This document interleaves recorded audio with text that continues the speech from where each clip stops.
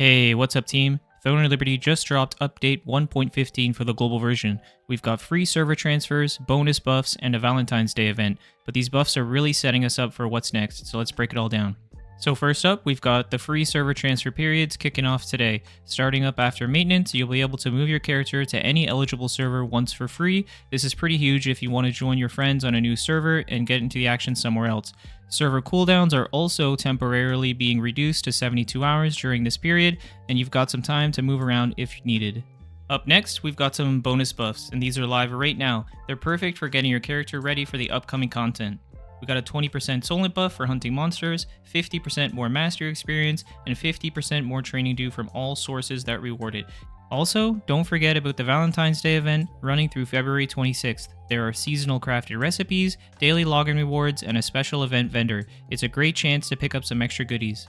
So continuing on with the Valentine's Day event, we'll be collecting coca through different activities. One of those being fishing, using larva jelly bait from the attendance sheet, and if you succeed, you'll be able to get 1 coca. Also, with Amatoy expeditions, depending on the length of the expedition, you can earn anywhere from 1 coca per hour to 8 coca per hour, similar to our last event. Also, when opening Mystic Portals, you'll be rewarded with 1 coca. Once you've collected enough coca, you can head to the cooking oven and mix it with milk from the general store to make different types of chocolate, each with its own unique buff. Here's a rundown of what each type does. This chocolate gives a 50% Solent acquisition boost, 10% abyss consumption efficiency, and 50% weapon experience, perfect for those grinding Solent and weapon experience. This one gives plus 60 evasion, plus 60 skill damage resistance, and plus 60 to all status abnormalities. Not a bad PvP buff. This one gives plus 90 to all hits, plus 90 skill damage amplification, and plus 90 to all critical hit. If you're looking to crank up your offense, this one isn't too bad. So let's talk a little bit about why these buffs are super important for what's coming up next, especially with the new Talandre expansion dropping on March 6th. With the 50% mastery experience buff, it means we can start grinding out our masteries now and getting them all up to level 20. And this is a great time to do so with all these new food buffs and mastery experience buffs coming in this update.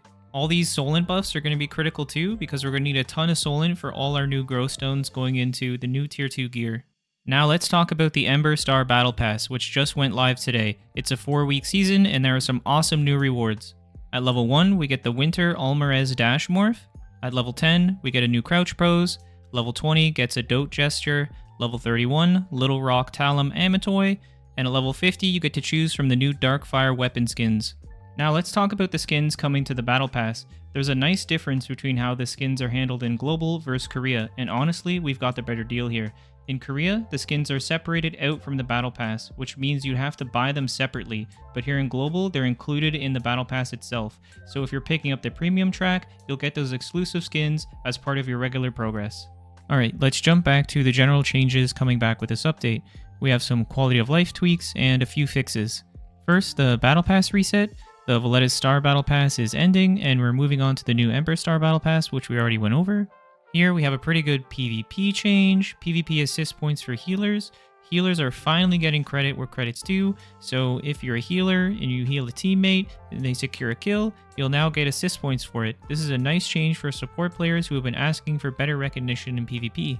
We have some item stack increases, a really nice quality of life change. A ton of common items can now stack up to 10,000, so no more overflowing inventory with 1,000 different stacks of the same thing. One of the more notable changes here is the update to how 1-star dungeons are getting way less grindy. Now at the end of each run, you can open up a boss reward up to 3 times, which means you're getting your loot much faster instead of having to repeat the dungeon over and over. This is a huge time saver and makes clearing your daily dungeon runs way smoother. Less time spent on chores and more time spent on actually playing. Hopefully we see the same kind of changes for 2-star dungeons in the future because this is a really solid step in the right direction. Now we have some guild fixes. If your guild got stuck with an expired guild alliance request blocking you from sending new ones, that's finally been fixed. Should make guild management a little bit smoother. Here we have a couple arena fixes, some party fixes on console, and a few combat tweaks. If you use auto move for beneficial skills, it should work properly now for things like bow healing touch, purifying touch, and the greatsword's blood devotion. A small but useful fix for those relying on the auto positioning. A couple new crafting options. You can now use special resistance metals to craft polished crystals and training dew at the Sundry's Crafters, giving you another way to stock up on important materials. Overall, some solid fixes and quality of life changes here, nothing really too flashy, but definitely things that will make gameplay smoother. Alright guys, that just about wraps everything up for update 1.15. Make sure you're taking full advantage of those buffs, jumping into the new Ember Star Battle Pass, and getting ready for our Talandre update coming soon. Thanks for watching guys, and I'll see you in the next one.